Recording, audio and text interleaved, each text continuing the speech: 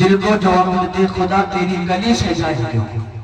اور اعلیٰ حضرت فرماتے ہیں خاک ہو کر عشق میں آرام سے سونا ملا، خاک ہو کر عشق میں آرام سے سونا ملا، جان کی یکسیر ہے الفت رسول اللہ کی، جان کی یکسیر ہے الفت رسول اللہ کی. بہت ہی لائق مبارک بات ہے علی جناب محمد اشتیاق صاحب اور تمام تر کمیٹی کے حضرات جنہوں نے مجھے دعوت دی، جن کی دعوت پر میری یہاں حاضری ہوئی. اللہ میری حاضری کو قبول فرمائے. بہت ہی لائق مبارک بات ہے آپ حضرات جو ابھی اس جلسے میں تشریف رکھتے ہیں. اللہ سب کی دلی جائز تمناؤں کو پورا فرمائے. میں نے جس آیت کریمہ کی تلاوت کا شرف حاصل کیا، اللہ پاک کی بارگاہ میں دعا ہے اللہ مجھے اس پر حق بولنے کی توفیق عطا فرمائے، ہم سب کو اس پر عمل کرنے کی توفیق عطا فرمائے. آپ حضرات بہت دیر سے سماعت کر رہے ہیں اور یہ محفل حضور صابر پاک رضی اللہ تعالیٰ عنہ کے نام سے منعقد ہے. دیوان حضور صابر پاک کی طرف لو لگاتے ہیں، کہتے ہیں ہماری بے وفائی پر وہ اتنا پیار کرتے ہیں، ہماری بے وفائی پر وہ اتنا پیار کرتے ہیں، اگر ہم با وفا ہوتے تو کیا ہوتے. آواز یہی آئے گی کہ دل تو کیا چیز ہے ہم روح میں اترے ہوتے، دل تو کیا چیز ہے ہم روح میں اترے ہوتے. تم نے چاہا ہی نہیں چاہنے والوں کی طرح، تم نے چاہا ہی نہیں چاہنے والوں کی طرح.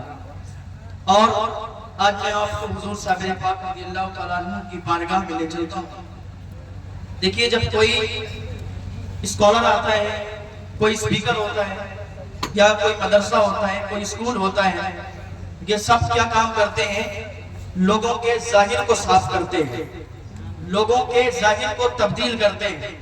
مثال کے طور پر اگر کوئی تنظیم 100 سال سے یا 500 سال سے نماز پر کام کرتی ہے تو اس میں نمازی تو ہو جاتے ہیں، نمازی تو بن جاتے ہیں، اس لیے کہ ظاہر صاف ہو جاتا ہے، نمازی بن جاتے ہیں. لیکن بعد میں دیکھا جاتا ہے کہ وہ زنا کے اڈوں پر بھی نظر آتے ہیں، وہ چوری کرتے ہوئے بھی نظر آتے ہیں، وہ دغا بازی کرتے ہوئے بھی نظر آتے ہیں. اس لیے ایک پہلو انہوں نے پکڑ لیا اور باقی چھوڑ دیے. تو جو بھی انسان جو تبدیل کرتا ہے وہ ظاہر کو تبدیل کرنے کی کوشش کرتا ہے، لیکن اولیاء اللہ جو ہوا کرتے ہیں وہ باطن کو بدلنے کی کوشش کیا کرتے ہیں. اور جب باطن بدل جاتا ہے تو پھر من بھی صاف ہو جاتا ہے اور دل بھی پاک ہو جاتا ہے. تو یہی اولیاء کرام صوفیان اعظام نے یہی کیا کہ لوگوں کے ظاہر کو نہیں بلکہ لوگوں کے باطن کو صاف کیا. اور جب لوگوں کے باطن کو یہ صاف کرتے پھر چند لوگوں پر ہی محنت کرتے ہیں. مثال کے طور پر خواجہ غریب نواز نے خواجہ بختیار کاکی پر محنت کی، ایسی محنت کی کہ انہیں دلی کی سرزمین پر بٹھا دیا تو پوری دلی ان کے قبضے میں آ گئی. اور خواجہ بختیار کاکی نے بابا فرید پر محنت کی، بابا فرید پر جب محنت کی تو انہیں پاک پٹن بٹھا دیا تو پورا پاک پٹن ان کے قبضے میں آ گیا.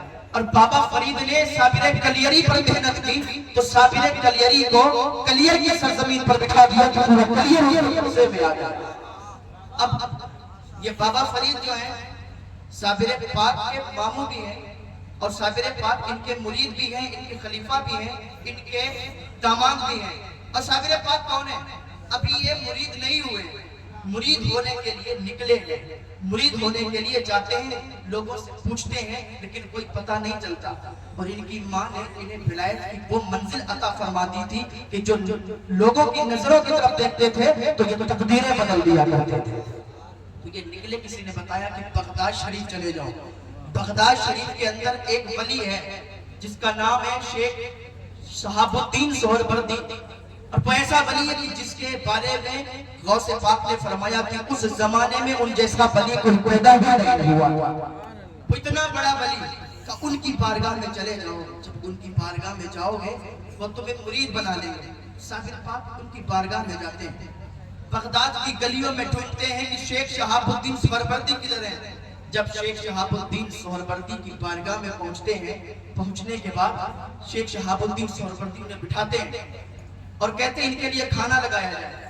وہ تو ولیوں کی جماعت وہاں پر بھی موجود ہوتی تھی کیونکہ اتنا بڑا ولی، اس کے دربار میں ولیوں کی جماعت بھی تھی اور لوگ موجود تھے. صابر پاک کہ یہ خلیفہ، صابر پاک کے یہ بھانجے بابا فرید صابر پاک جو ان کے साबिर पाक दामाद है बाबा फरीद के। बाबा फरीद गए वहां पर, तो जैसे ही वहां पर पहुंचे तो दस्तरखान लगा हुआ था।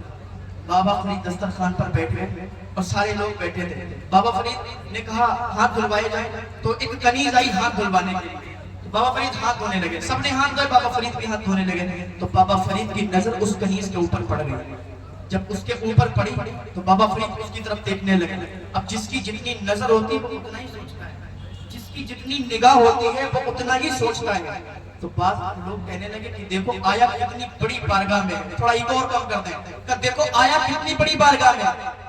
और एक कनीज को इतने बड़े वली की बारगाह में आके कनीज को देखता है, एक कनीज की तरफ नजरें किए हुए है, कैसे शर्म नहीं आती, कैसे पता नहीं है कि बहुत बड़े वली की बारगाह है। बाबा फरीद उसकी तरफ देख रहे हैं और हाथ धुल रहे हैं। पानी इको कम कर दे मेरे भाई, पानी गिर रहा है और ये नजरे में नजरे मिलाए हुए हैं। इधर कहने लगे दो जुर्म कर रहा है ये। और बाबा फरीद का नाम फरीद नहीं था, इनका नाम मसूद था। का मसूद दो जुर्म कर रहा है, एक तो पानी बर्बाद कर रहा है, दूसरा इस लड़की को देख रहा है। अभी क्या हुआ कि खाना तैयार था, इधर पानी भी खत्म हो गया, हाथ धुल गए, खाना खाने लगे। एक से कहा नहीं गया, उसने कहा फरीद तुझे शर्म नहीं आती, तो इतनी बड़ी बारगाह में आया है, इतने बड़े वली की बारगाह में आया है और उनकी कनीज को तू नजरें बिठा के देखता है, उनकी कनीज की तरफ तेरी नजरें लगी हुई है। तुझे पता नहीं है कि किसी औरत को एक नजर देखा नहीं जाता, तू उनकी बारगाह में आकर उन्हीं की कनीज को ताड़ता है। बाबा फरीद को जला लाया, बाबा फरीद खड़े हुए का लफ्ज़ के पुजारी सुन, मैं इसकी तरफ देख रहा था, मैंने देखा था इसकी नजरों में, लेकिन मेरी नजरें इसकी आंखों में नहीं जमी थी। जब मैंने इसकी तरफ देखा था तो नजरें गिरती रही थी, उनकी नजरें मेरे महफूज पे पहुंच गई थी। और मैंने देख लिया था कि इतने बड़े वली की बारगाह की कनीज, और मैंने देखा था कि इसकी तकदीर में जहन्नमी लिखा गया कि ये जहन्नमी है, ये जन्नती नहीं है। तो मैंने सोचा इतने बड़े वली की बारगाह की कनीज और ये इतने सालों से यहाँ लोगों की खिदमत करती है और ये जहन्नमी हो या मुझे गवारा नहीं हुआ। मैंने इसकी तकदीर को ढूंढना शुरू किया, इधर तकदीर को ढूंढ रहा था, इधर हाथ ढूंढ रहा था, इधर तकदीर भी ढूंढ गई, इधर हाथ भी ढूंढ गए। और जैसे मैंने देखा था इसकी तकदीर ढूंढ, तो अब ये जन्नती हो गई है, अब ये जहन्नमी नहीं बची है, अब ये जन्नती हो चुकी है। तो किसी ने कहा था निगाहे वली में तस्वीर देखी, बदलती हजारों की तकदीर देखी। निगाहे मर्द मोमिन से बदल जाती है तकदीरें, जो गुज़रों के यकीन पैदा तो कट जाती है जंजीरें। अभी शेख शहाबुद्दीन सोहरवर्दी खड़े हो और कहा फरीद अब तुम हमारी बारगाह से चले जाओ, हम तुम्हें मुरीद नहीं कर सकते। बाबा फरीद भी खड़े हो गए, कहा मुरीद क्यों नहीं कर सकते, मुझ में ऐसी कौन सी गलती हो गई, मुझे क्यों मुरीद नहीं करना चाहते। तो बाबा फरीद से शेख शहाबुद्दीन सोहरवर्दी ने कहा था अरे मुरीद बनने से पहले तुम्हारा आलम ये है कि तकदीरें बदल देते हो, मुरीद बनाने के बाद तुम्हारा आलम क्या होगा, जब उनके क्या भर देते हो चाहे ज़माना की छोटी मुहताज का जब ये आलम है, मुख्तार का आलम क्या, मुहताज का जब ये आलम है, मुख्तार का आलम क्या होगा। तो मैं बात अर्ज कर रहा था हुजूर साबिर पाक की, क्योंकि ये जलसा हुजूर साबिर पाक के नाम से मंसूब है। हुजूर साबिर पाक पर बाबा फरीद ने मेहनत की और इनको कलियर की सरजमीन पर भेज दिया। जब बाबा फरीद ने साबिर पाक को कलियर की सरजमीन पर भेजा तो ये कलियर की सरजमीन पर आए। अब वहां पर लोगों में क्या था, एक तबका मालदार था और एक तबका गरीब था, लकड़ियां काट के अपना गुजारा करता था बेच के। तो जो मालदार तबका था उसने बड़ा गलत रवैया इख्तियार किया हुआ था। वो मस्जिद थी, मस्जिद में आते थे, अपने मुसल्ले बिछाया करते थे और जब टाइम होता वो नमाज के लिए मुसल्लों पे खड़े हो जाया करते थे। हुजूर साबिर पाक जब आए थे गुलजारी के घर रुके, गुलजारी थी, उसका काम था तेल बेचने का, उसके शौहर उसके बेटे का काम था तेल बेचने का। तो गुलजारी के घर रुके हुजूर साबिर पाक और मस्जिद में जुमा का दिन आया तो नमाज पढ़ने के लिए गए। कम कर दीजिए इसकी कहाँ गई इको वाला, क्योंकि इको में मैं नहीं पढ़ा। तो हजरत साबिर पाक जुमा के दिन गए मस्जिद में, जाने के बाद अगली सब पर बैठ गए। तो वो काजी तबर्रुक था, वहां का इमाम था। काजी तबर्रुक ने पूछा तुम कौन हो, कहा मैं अली का बेटा हूँ, मैं अली का बेटा हूँ, नमाज पढ़ने के लिए आया हूँ और तुम मुझे इजाजत दो कि मैं खुतबा पढ़ूंगा, मैं तकरीर करूंगा, लोगों को हिदायत दूंगा, लोगों को समझाऊंगा। تو اس نے کہا کہ تم نہیں پڑھ سکتے، اس لیے یہاں پر سب میرا ہے اور میں ہی تقریر کروں گا۔ کہا اچھا، کہا تم جاؤ پیچھے بیٹھو جا کے۔ حضور صابر پاک کو پیچھے واپس کر دیا، واپس مسجد کے باہر کر دیا۔ حضور صابر پاک حسرت بھری نگاہوں سے دیکھنے لگے کہ جمعہ ہو رہا تھا، جمعہ کی نماز لوگ پڑھ رہے تھے، لیکن صابر پاک کو باہر کر دیا۔ صابر پاک نے اللہ کی بارگاہ میں عریضہ پیش کیا، مولا دین لانے والے میرے نانا، مسجد میری اور مجھے ہی مسجد سے باہر کر دیا گیا، یہ کیا بات ہوئی؟ صابر پاک آ گئے، آپ نے نماز پڑھی، نماز پڑھنے کے بعد بابا فرید کو ایک خط لکھا۔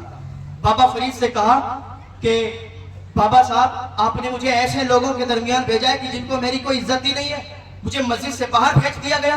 تو بابا فرید نے خط کا جواب دیا کہ صابر تم چنتا نہ کرو، تکلیف نہ کرو، میں خط کو لکھتا ہوں۔ خط لکھا اور قاضی تبرک کے نام خط بھیج دیا۔ خط پہ لکھا تھا کہ تم صابر کو جانتے نہیں ہو، تم اس کے جلال کو جانتے نہیں ہو، اس کا جلال بہت سخت ہے، تم اس سے پنگا مت لو، اس سے لڑائی مت لو۔ تو قاضی تبرک کے پاس علیم اللہ ابدال جب خط لے کے آئے تو قاضی تبرک نے وہ خط لیا اور اس کو پھاڑ دیا۔ کہا کون ہے بابا فرید اور کون ہے صابر، میں کسی کو نہیں جانتا، یہاں پر صرف میرا راز ہے اور میں ہی یہاں پر ہوں جو کچھ ہوں۔ تو علیم اللہ ابدال نے خط اٹھایا، اٹھا کے صابر پاک کے پاس لے گئے۔ کہا اس نے تو خط ہی پھاڑ دیا۔ کہا اچھا، صابر پاک کا صبر دیکھیں۔ لوگ کہتے ہیں ایک بار میں ہی صابر پاک نے مسجد جلا دی، صابر پاک کا صبر دیکھیں۔ صابر پاک نے خط اور لکھا اور کہا بابا صاحب آپ نے جو خط لکھا تھا وہ اس نے پھاڑ کے پھینک دیا ہے۔ علیم اللہ ابدال نے کہا تھا کہ صابر پاک نے خط بھیجا، کہا اس نے پھاڑ دیا۔ علیم اللہ ابدال پھر گئے اور خط کہا اس نے پھاڑ کے پھینک دیا۔ تو بابا فرید نے پھر دوبارہ خط لکھا اور دوبارہ خط بھیجا جو اس کا متولی تھا، جو وہاں کا متولی تھا، اس کے پاس۔ کہا ایسا ہے تم صابر کو جانتے نہیں، جب اس کو جلال آ جائے گا تو پھر کوئی روک نہیں پائے گا، اور تم اس کے خط کو پھاڑ رہے ہو، تم اس کو مت ستاؤ، اس کو مت تکلیف پہنچاؤ، ورنہ اس کو جب جلال آئے گا تو کوئی نہیں روکتا ہے۔ تو ڈر گیا۔ ڈرنے کے بعد قاضی تبرک کے پاس آیا، کہا دیکھو یہ صابر علی کا بیٹا ہے اور جب اس کو جلال آئے گا تو پھر کوئی روک نہیں پائے گا، یہ خط بابا فرید نے لکھا ہے۔ تو اس نے پھر پھاڑ دیا، کہا کون ہے بابا فرید، میں نہیں جانتا، جو ہوگا دیکھا جائے گا۔ بولے تم ڈرتے ہو، تم ڈرتے ہو، نہیں نہیں یہ جادوگر ہے۔ صابر پاک کہا صابر پاک جادوگر ہے؟ تو صابر پاک کا صبر دیکھو، تیسری مرتبہ صابر پاک نے پھر خط لکھا اور بابا فرید کے پاس پہنچایا۔ اب صبر دیکھو صابر پاک کا، بابا فرید نے پھر خط پڑھا اور تیسری مرتبہ بابا فرید نے خط واپس کیا اور کہا صابر یہ تیری بکری ہے، کلیئر تیری بکری ہے، چاہے تو اس کا دودھ پی، چاہے تو اس کا گوشت کھا۔ حضور صابر پاک کے پاس جب یہ خط پہنچا تو حضور صابر پاک نے خط پڑھا اور خط رکھا۔ اب صابر پاک کو زلزلہ آیا، اب صابر پاک کو جلال آیا، دھرتی ہلنے لگی، دھرتی کانپنے لگی، وہ متولی تھا وہ ڈر گیا۔ ادھر دیکھیے